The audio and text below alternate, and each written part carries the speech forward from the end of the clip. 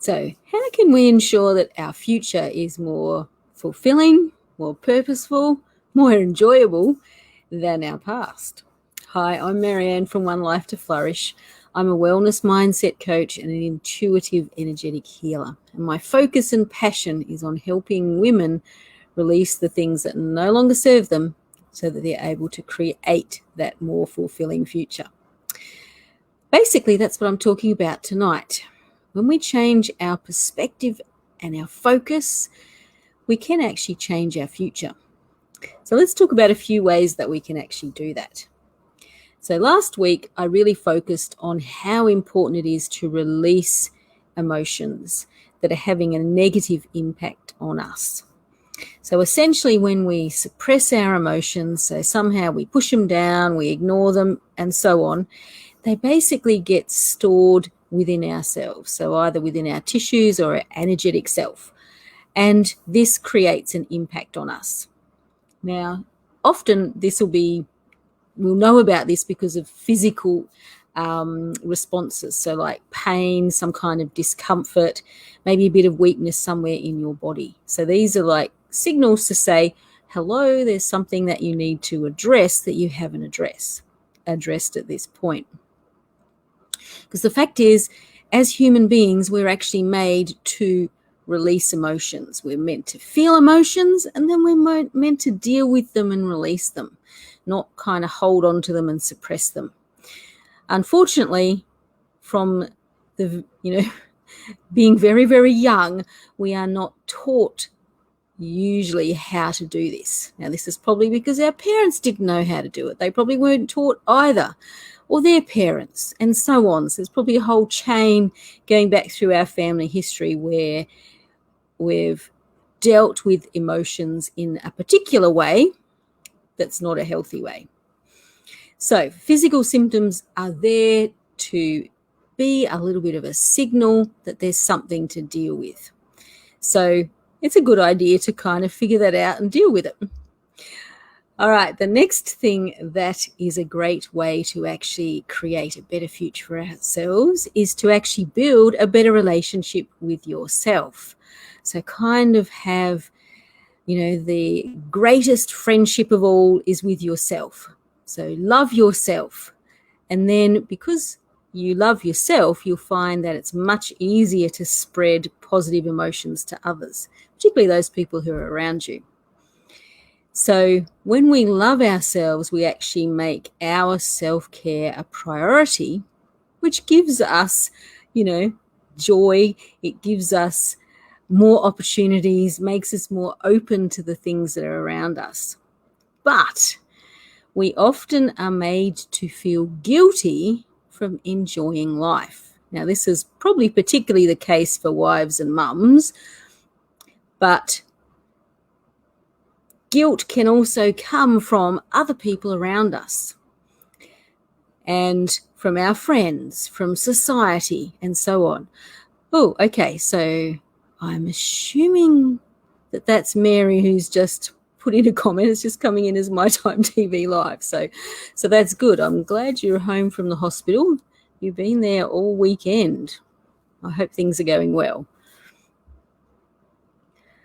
All right, now let me think where we were at. Oh, yeah, so basically it's only when we actually tap in and truly love ourselves that we're able to contribute positively to people around us and to society generally. So, oh, good. I'm glad it was you. I was not sure. That's the trouble, isn't it, when we kind of get that My Time TV popping up rather than our names. Yes. So basically, to make yourself your best friend, to truly love yourself, it means getting in touch with yourself at the deepest level.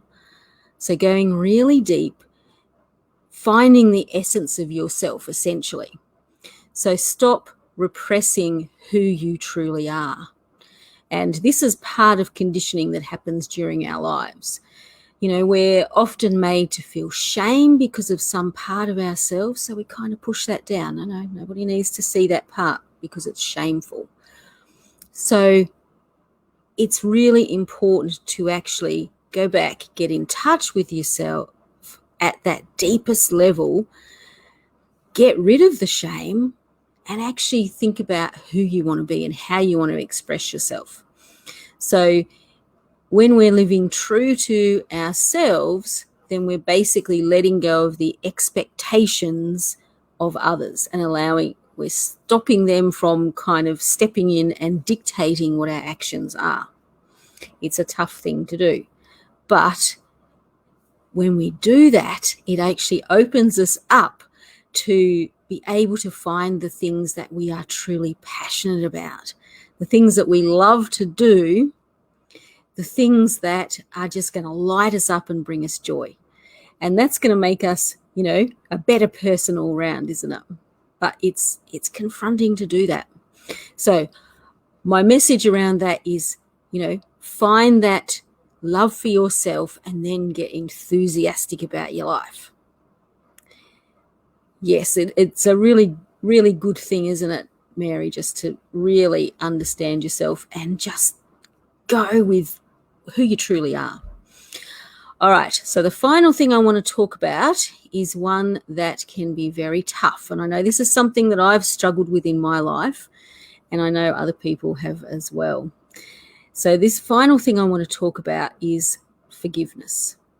So there is a lot of research and stuff around how being forgiving can make a massive difference to our overall health and well-being. But it is really, really tough because part of going through the process of forgiveness is acknowledging that we've actually had a choice in the things that we don't want to forgive. All right, but we actually need to acknowledge our part to be able to empower ourselves. All right, so yes, other people around us have done things that are not great. And for some people, it's extremely traumatic. But it doesn't actually impact on them when you hold on to that resentment and that blame towards someone else. And quite often they can be entirely oblivious to it depending on what the situation is. So we actually need to make a choice to change the way we're thinking about things. And the most important part here, kind of going back to the self-love a little bit, the first thing that you need to do is actually to forgive yourself for the past and kind of put a slightly different story on the past. All right. So we need, quite often we need to forgive ourselves for not being perfect. We didn't make the perfect choices, for not knowing better. I mean, sometimes as little kids, we can't know better, can we? Sometimes it's about forgiving ourselves for not having the courage to actually stand up or for not having the courage to speak up. All of those sorts of things. So the first part of this is actually changing how you're viewing it, because quite often forgiveness starts with ourselves. Okay, those emotions are coming because we are feeling like there's something negative about ourselves, and then that's kind of projected onto the situation or the person. So when we can forgive ourselves first, then we can actually begin to heal from these situations in the past. And then it's actually easier to go through a process of forgiving another person and their part that they might have played. All right, so they're my 3 keys to actually opening ourselves up to create that positive future. So number 1 is really about our emotions. We need to get rid of our emotional blocks. Then we need to become our own best friend and embrace who we are, who we truly are. Let people see that. And then the final part is forgiveness. For ourselves first, and then it's easier for others. Oh, okay. I'm glad that this is resonating with you, Mary. So yes, this is basically me probably saying the messages to myself as well. So this is my whole journey that I've been going through as well, all of that healing and forgiving, and I suppose the other part to it is that we're almost like layers upon layers. So when we go through one part of the layer and we release the emotions and we find more about ourselves and we go through that forgiveness process, then other things will pop up. So it really is a journey that we go on. But starting on the journey rather than never starting on the journey is what gives us the hope for the future, the more positive future. And of course, part of that, so to link it back to the idea of aging, the more positive we are about our future, the more positively we can actually age. And how our ourselves respond to healing, to health issues, all of those kinds of things. It helps so much more when we've actually gone through that process. All right, so a little bit of a wrap up, just talking a little bit about my part in this. So obviously I've been through this journey and continue to go through this journey.